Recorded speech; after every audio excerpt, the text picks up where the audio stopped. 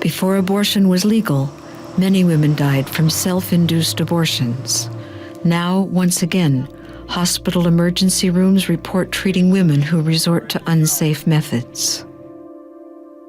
Chris was a sociology major in her senior year at a state university when she discovered she was pregnant. Like many young women her age, she was not ready to have a child. She obtained an abortion at a clinic during a wave of protests. Her friends describe what they remember. I went down with her and we waited in the waiting room for I don't know how long. And there's people outside marching around, and then we're inside of there, and there's all sorts of like kind of weird tension inside the waiting room, and she had a really bad experience there. I think she didn't understand why she felt so ashamed of herself. Exactly. Totally. You know? And I think it took her years to figure out that it had something to do with that experience, but I don't think she ever knew exactly what. I think it was that she didn't feel like she should have felt ashamed. Chris became pregnant again after her birth control failed.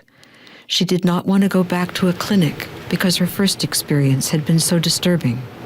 Please consider the life that you're carrying. Don't snuff it out. You'll never forget this.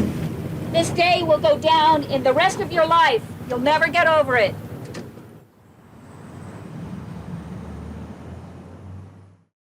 Chris had been studying natural medicine and decided to use herbs as an abortifacient. Soon afterwards, she began to cramp. When the cramping got really bad, she thought she was aborting.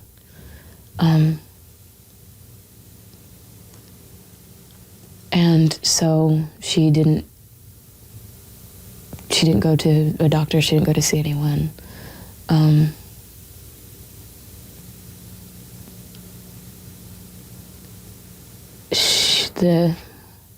The night, the 12th of August, I got a call at 4 o'clock in the morning, and she had gone into convulsions in the bathtub. She was taken to the hospital, and she'd had cardiac arrest. And then they'd found out that she'd had an ectopic pregnancy, and that the cramping that she was feeling was that she'd been hemorrhaging probably for 2 weeks, because they said that there was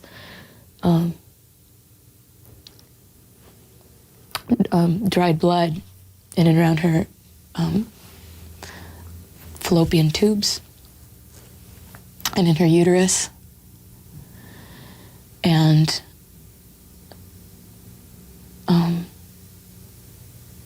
that's what killed her. I think that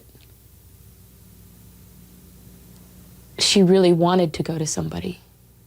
I mean, we talked about it. You know, she didn't want to be in charge and take all this responsibility. I think if there had been somebody for her to go to, that she would still be alive.